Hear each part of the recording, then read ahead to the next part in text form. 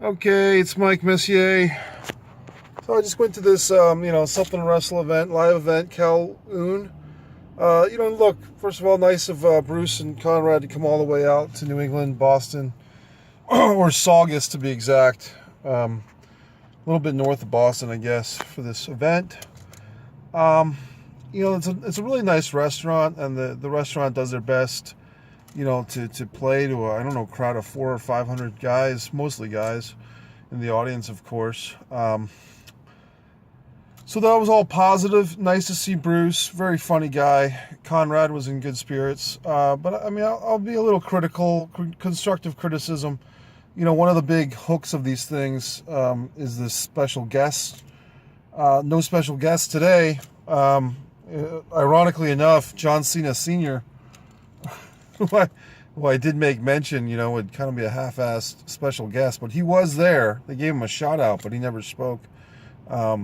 So I hope it wasn't my video, before the event that dissuaded them. But honestly, no offense to John Cena Sr., but people have seen a lot of him in this area of New England. That being said, it was a fun show. There was no special guests. No special guests were really, promised, I guess. It's kind of like, is it a surprise if there's no surprise? Content of the show, I'm not going to really reveal their content. They do tell some stories that are, strictly for the live audience, that they don't want being shared, through videos or whatever the fuck. So I'm not going to reveal their stories. But it's good to see the rapport. I mean, it's kind of a nice enhancement. If you listen to all the podcasts of Something to Wrestle and you get a chance, if they're in your area, if they're making the effort to come out, it's not a whole lot of money to go see them. And kind of, give back to the show that's giving you many good stories and good laughs. If you weren't a Something to Wrestle podcast fan, and some of the people asking questions were actually asking questions like, the last question of the night was kind of a waste, which was, can you tell us about if a big guy wrapped his fists up before WrestleMania 14 when Shawn Michaels was maybe not going to job the Stone Cold? It's like, well, we've heard that fucking story. We all know it. So there's really no weeder system for the questions from the audience, so you get what you get. No one really asked any hard questions about Saudi Arabia or anything like that.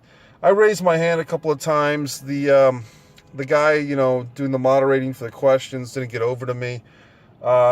Courage, Jim Thorpe, Courage Award for him, the guy taking the questions, because he was walking around with a cane.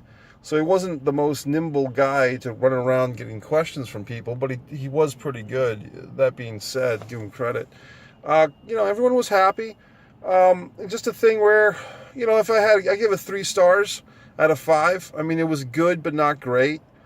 Which in a sense, I hate stuff that's good, but not great. Like, I'd rather something be great or just be shitty, and then you can at least complain about it.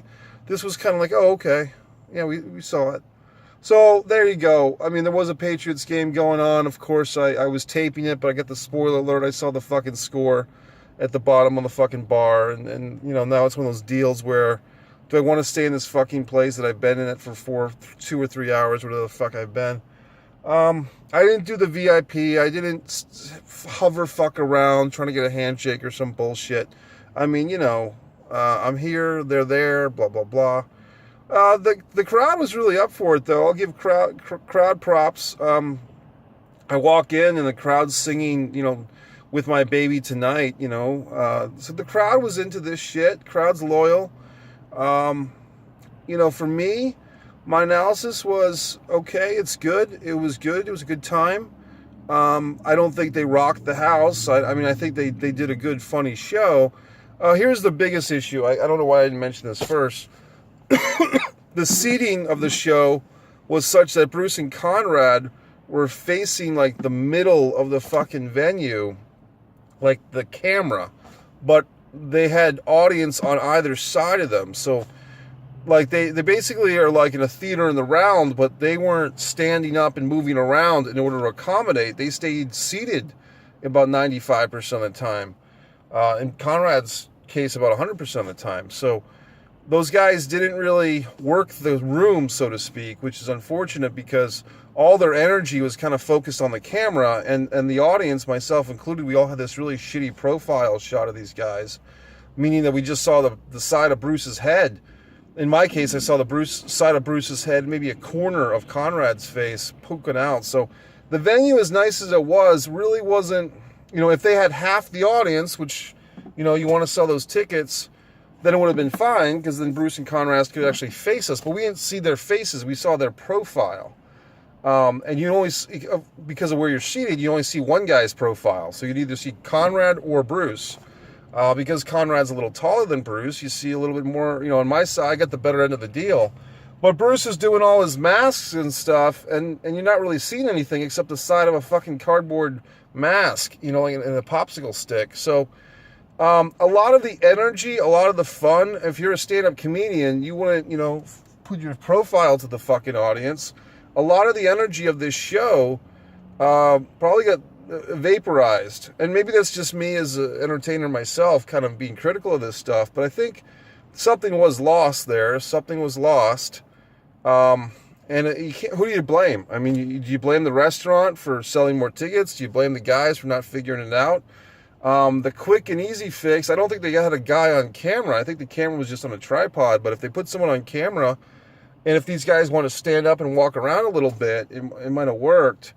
But I think that kind of, for me, was kind of like, okay, you kind of feel like you've come into a room to listen to the radio podcast or listen to the internet podcast rather than really have an interactive experience. So that kind of dampened things, I think. I mean, at the end, I had a little moment where I could have, but they had the little backstage area, and I could have just poked my head, hey, it's me, but I'm not going to do that. These guys are trying to get the fuck out of here, sign some autographs, sell some merch, and move on with their fucking day. I've got other things to do. I did have a good time, but I wouldn't say it was an, oh my God, holy shit, what a great fucking wrestling memory experience. It was just kind of, good, but not great. That's Mike Messier with the Sup and Wrestle Live thing review. Constructive points I'd say is next time, once you set that fucking bar of always having guest spots, if you're the one show that doesn't have a guest star, you feel like you kind of got dicked, to be honest with you. The other thing is, of course, if you're going to schedule in a New England town against a football game, it's a little disrespectful to the hometown. Other thing is that the venue, it's tough because the venue's nice and it's just the right size. They had maybe, they could have fit a few more guys in there, but it was pretty packed. I mean, it was probably 400 or 500 people. That being said, the setup was a tough one. I don't think it was optimal, but what the fuck. Yeah, that's it. Mike Messier.